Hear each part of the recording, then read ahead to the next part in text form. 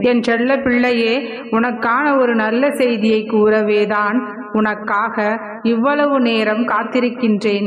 உன்னுடைய வாழ்க்கையில் சில நிகழ்வுகள், மறக்க முடியாத சில நினைவுகள் உன் மனதில் ஆடி அமர்ந்து உன்னை அழுத்தி உன்னை முன்னேற விடாமல் உன்னை வேதனை என்னும் படிக்குழியில் தள்ளி உன் வாழ்க்கையில் நீ முன்னேற வேண்டும் என்ற எண்ணத்திற்கு அது தடையாய் இருப்பதனால் திக்குமுக்கு தெரியாமல் குழம்பி போயிருக்கின்றாய். கடந்த காலத்தில் நடந்த கசப்புகளை உன்னால் மறக்கவும் முடியவில்லை, அதிலிருந்து மீளவும் முடியவில்லை. அதையே நினைத்து ஒவ்வொரு நாளும் உன்னுடைய வாழ்க்கையை நீ வீணாக்கி கொண்டிருக்கின்றாய். உன்னை முன்னேற விடாமல் அது தடுத்து கொண்டிருக்கிறது. நீ எதிர்காலத்தை நினைத்து யோசித்து எடுத்த முடிவை அவர்கள் யோசிக்கவில்லை. நீ அவரை காயப்படுத்தினார் என்பது மட்டும்தான் சிலருக்கு புரிகிறது. அவர்களுக்கான சூழ்நிலை புரிந்துதான் முடிவை நீ எடுத்தாய் என்பது அவர்களுக்கு புரியாது. என் தங்கமே, நீ எதிர்பார்த்தால் நீதான் கடைசியில் காயப்பட்டு நிற்பாய். உன்னை தவறாக புரிந்து கொண்டார்கள், நம்மை நேசித்தவர்கள் நம்மை தவறாக புரிந்து கொண்டார்கள் என்றுதானே நீ யோசிக்கின்றாய்? எதற்காகவும் கலங்காதே என் பிள்ளையே. உனக்காக உன் அப்பா நான் இருக்கின்றேன். உன்னை நிச்சயம் நான் முன்னேற வைத்து வெற்றி பெற வைப்பேன். என்னை நம்பி பொறுமையாக இரு. எல்லாவற்றையும் கடக்க நான் முயற்சி செய்கிறேன். உனது மனதை மட்டும் என்னிடம் நிறுத்தி அமைதியாக இரு என் பிள்ளையே.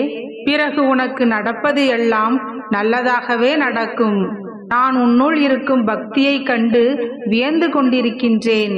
உன் அன்பை உணரும் தருணங்களில் என்னுடைய கண்களில் இருந்து ஆனந்த கண்ணீர் வருகிறது. என் பிள்ளைக்கு நான் என்றால் உயிர்.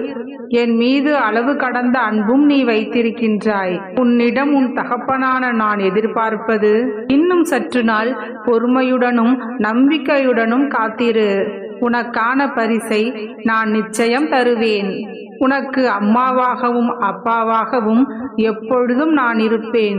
என் கண் இமையில் வைத்து கருவறையில் காப்பது போல உன்னை நான் வளர்ப்பேன். எதிலும் பொறுமை, எங்கும் பொறுமை.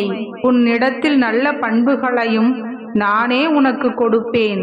உன்னுடைய கர்ம பலன்களை நான் கழித்து வருவதால் உனக்கு எல்லாமே தாமதமாகின்றது. நம்பிக்கையை கைவிட்டு விடாதே என் பிள்ளையே.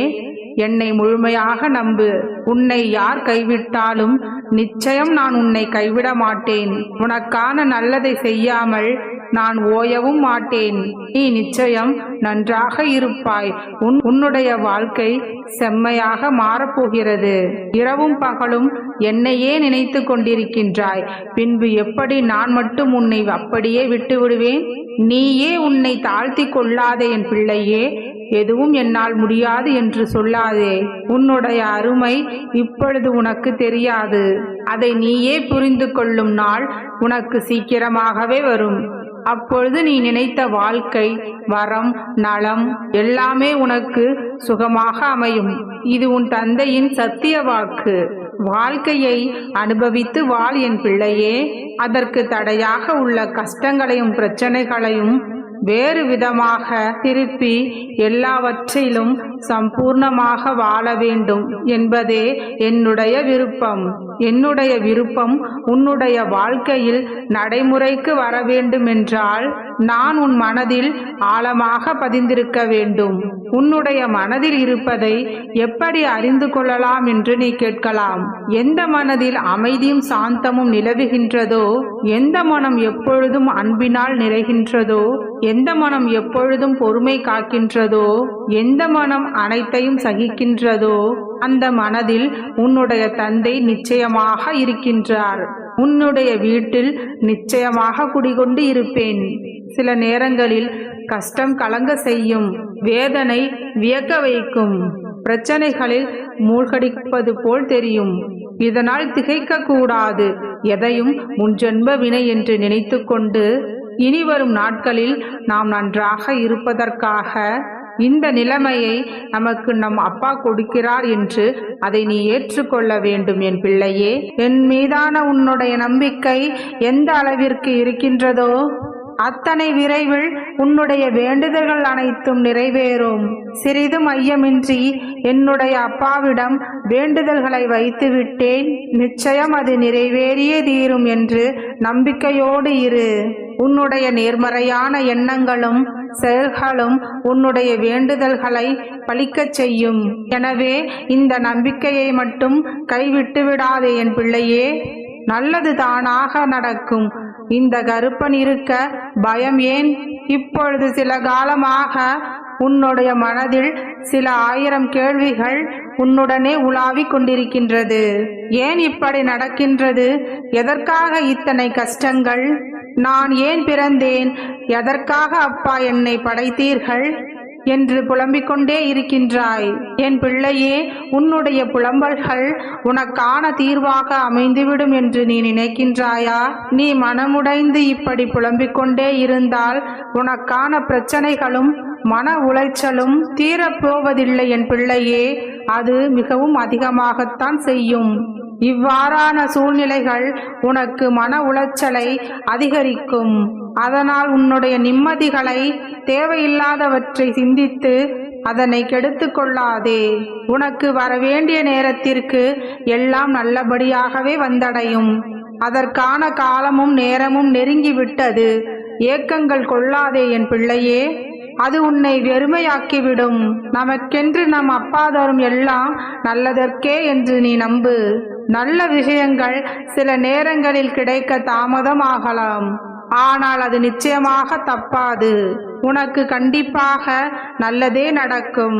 என்னுடைய கைகளில் இருந்து ஆசி பெற்று நீ சந்தோஷமாகவே வாழ்வாய். பிள்ளையே, உனக்கான ஒரு சந்தர்ப்பம் கிடைக்கப் போகிறது. அதை சரியாக பயன்படுத்திக்கொள். பிள்ளையே, உன்னுடைய வாழ்க்கையில் உன்னுடைய ஆசைகளை நான் ஒவ்வொன்றாக நிறைவேற்ற போகிறேன். என்னுடைய வருகைக்காக நீ காத்து கொண்டிருக்கின்றாய். நீ மட்டுமல்ல, உன்னுடைய வீட்டில் உள்ள மரக்கதவுகள் கூட என்னுடைய வருகைக்காக ஏங்கிக் கொண்டிருக்கின்றது. உனக்காக உன்னுடைய வீட்டிற்கு நான் வரலாம் என்று முடிவெடுத்து விட்டேன். நீ என்னை காணும் நேரம் வந்துவிட்டது என் பிள்ளையே. என்னுடைய அருள் பார்வை உன் மீது படும் நேரம் வந்துவிட்டது. என்னை நீ அன்போடு வரவேற்கும் நேரம் வந்துவிட்டது. என்னுடைய காலடி பட்டதும் உன்னுடைய குடும்பமே மகிழ்ச்சி வெள்ளத்தில் திளைக்கப் போகிறது. உனக்கும் உன்னுடைய குடும்பத்திற்கும் காவலாக அரணாக நானே நிற்கப் போகிறேன். உனக்கு இழுபறியாக இருந்த நல்ல செயல்கள் எல்லாம் இனி தாமாகவே நடக்கப் போகிறது. உன்னுடைய வீட்டில் உள்ள தீய சக்திகளை விரட்டி உனக்கான செல்வ செழிப்பை தரப்போகிறேன். என் பிள்ளை எப்பொழுதுமே என்னையே துணையாக நம்பி இருக்கிறது. இனி உன்னுடைய வீட்டில் உன் அப்பாவின் கடைக்கண் பார்வை நிறைந்திருக்கும். நான் உன்னுடைய வீட்டிற்கு வந்த பிறகு உனக்கான அத்துணை நல்ல செயல்களும் ஒவ்வொன்றாக நடக்கும். என் பிள்ளையே, நான் உன்னுடைய வீட்டில் காலடி எடுத்து வைக்க தயாராக இருக்கின்றேன். நீதான் என்னை அழைக்க தாமதப்படுத்துகின்றாய். பிள்ளையே, இன்று மாலை வேளையில் எனக்காக ஒரு தீபம் ஏற்றி நீ என்னை அழைத்து பார். உன்னுடைய வீட்டில் என்னுடைய காலடி தடங்கள் தெரிவதை நீனே உணர்வாய். இந்த கருப்பனுடைய நாமம் எங்கெல்லாம் உச்சரிக்கப்படுகிறதோ அங்கெல்லாம் இந்த கருப்பன் பாதுகாப்பு அரணாக அவர்களுக்கு என்றுமே துணை நிற்பேன். நல்லதே நினை, நல்லதே செய், நல்லதே நடக்கும். எண்ணம் போல் வாழ்க்கை. வாழ்க வளமுடன்.